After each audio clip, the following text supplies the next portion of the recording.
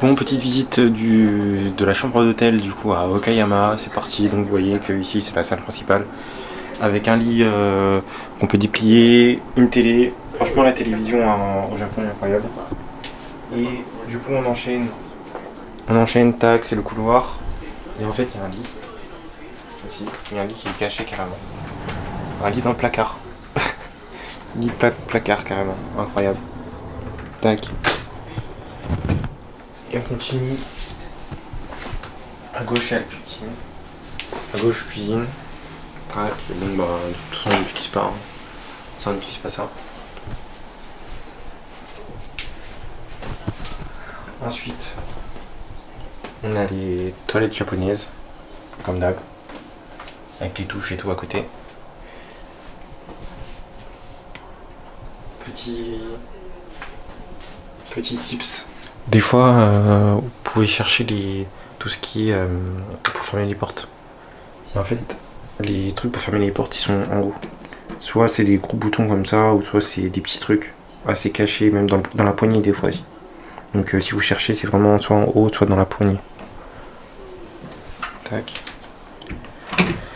Et ensuite, on a la salle de bain. Comme d'hab. Salle de bain classique. Classique, la salle de bain en 2 parties, tac, voilà. Très classique. En vrai, celui-là, je le place en 2e position parce que les autres, celui de Tokyo, on dirait que c'était une prison, et celui de Kyoto, où c'était vraiment pas ouf, quoi. Tu te cognes la tête partout. Franchement, premier Osaka, 2e ici, et après 3, 4e les autres trucs, Tokyo et Tokyo. On a ici aussi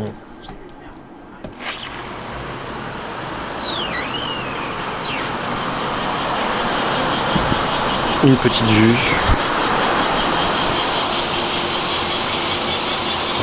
On voit les montagnes au loin là-bas là.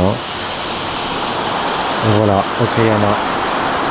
Là on voit que le temps est un peu c'est un peu gris. Hein. J'espère qu'à Tokyo il fera plus beau. Mais voilà. Tac. Donc voici pour ce retour, maintenant let's go, on part à Tokyo, c'est parti.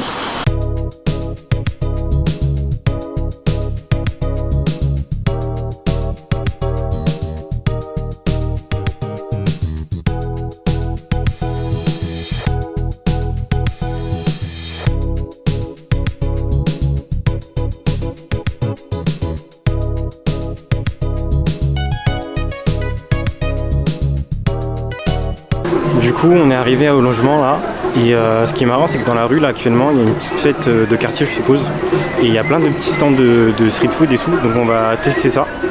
Ça tombe bien là, il est quelle heure? Il est 18h, comme ça va permettre d'introduire un peu la soirée et ensuite on va essayer d'aller à Nakano et ensuite on va zoner un peu dans Shinjuku. Donc let's go, on va tester un peu leur petite spécialité ici, c'est parti. Du coup on commence avec des brochettes de poulet, des boulettes de poulet. Je crois qu'il pleut là. On commence avec des brochettes de poulet. Parti.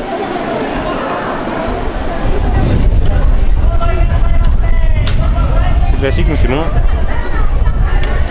En plus une brochette ça coûte 200 yens. Ça coûte 1,70€.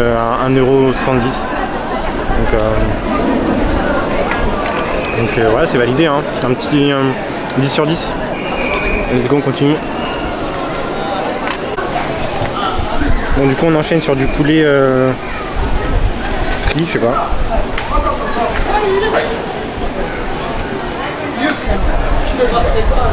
C'est du classique encore. Ça se rapproche un peu du poulet croustillant que vous pouvez retrouver dans des restos chinois et tout. Moi j'aime bien le poulet, vous savez, j'aime bien le poulet. Poulet frit. 10 sur 10 on l'a encore. Hein. Du coup on enchaîne là-dessus.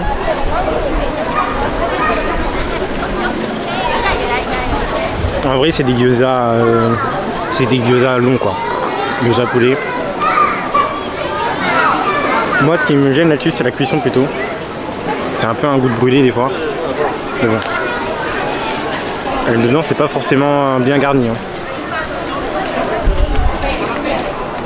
Allez un petit 7 sur 10 pour celui-là. Du coup on enchaîne sur les brochettes de poulet. C'est parti.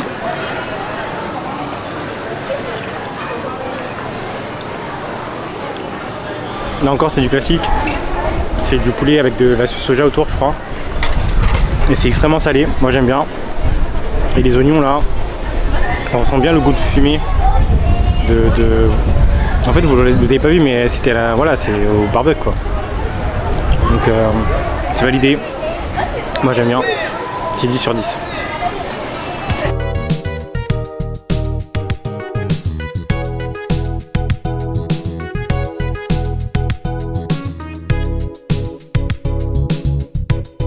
Du coup on est à Nakano et là du coup on est à Nakano Broadway derrière vous voyez. Et on a acheté plusieurs choses. J'ai acheté des tomes, les premiers tomes de Golden Kamuy, enfin plein de tomes d'œuvres que j'aime bien, donc Golden Kamuy, Made in Abyss, tout ça. Ça coûtait pas très cher. Et avec ça j'ai acheté aussi une figurine, parce que aussi il y a des figurines qui coûtent pas très cher aussi.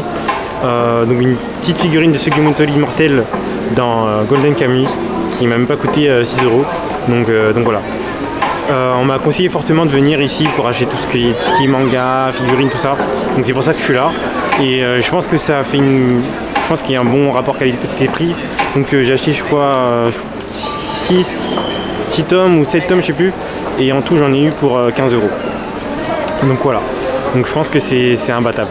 Donc on va enchaîner. En ce moment à Nakano il y a une espèce de fête où les gens dansent. Là, vous savez c'est la même chose qu'on a vu ou quoi à Osaka. Donc voilà, ils veulent essayer de battre un record, le record du monde du nombre de personnes qui dansent en même temps. Donc on verra s'ils vont battre ce record là. Allez let's go, c'est parti.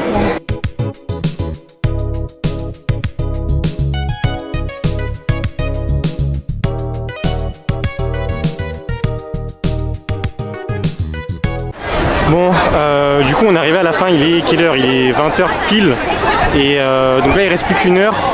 Mais 1 heure où les gens mangent un peu, enfin voilà, la période où les gens dansaient en rond, où apparemment il y a aussi un DJ set, il y a des DJ aussi qui passent, ça c'est fini. Donc voilà, donc on repassera demain, sûrement un peu plus tôt. Allez, du coup direction Shinjuku, on va essayer de trouver un truc à manger, c'est parti.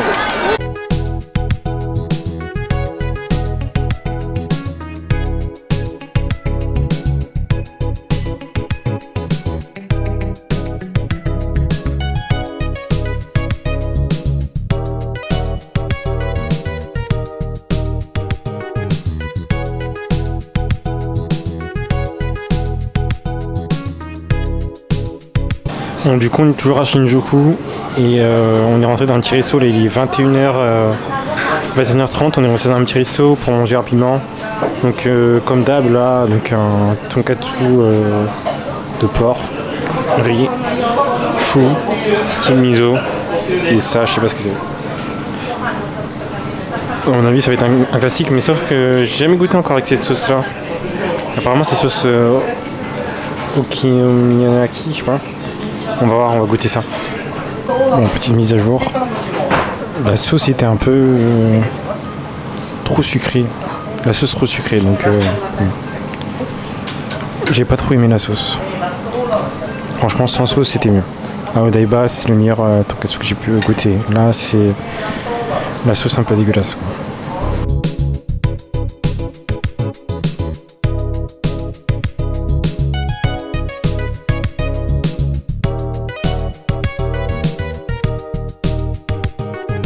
Là, je suis arrivé à Shinjuku, enfin ça fait déjà un petit moment que je suis à Shinjuku, mais là on est vraiment en plein dedans.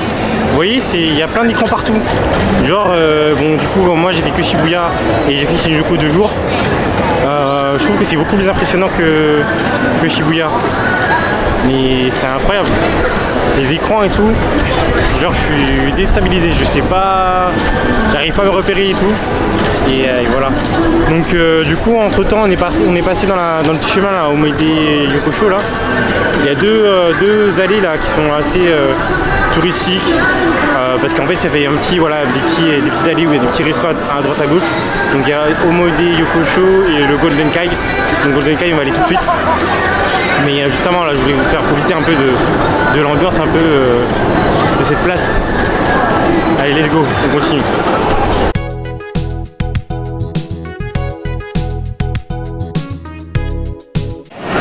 Ok, donc du coup en continuité avec Shinjuku, on est dans le quartier de Kabukicho. Et regardez, là derrière, là, il y a le Godzilla.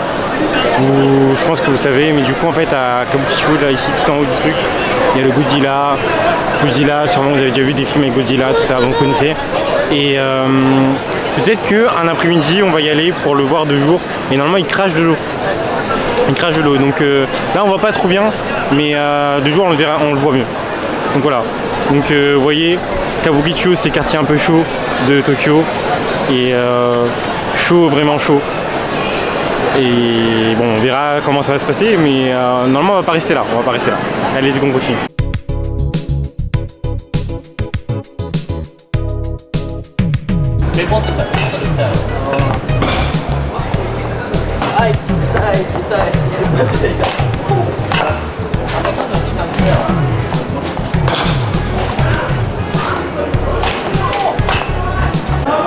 Du coup là on est dans un bat center.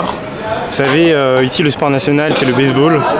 Et comme vous l'avez vu hier avec les autres les petits là, c'est vraiment le sport phare ici au Japon.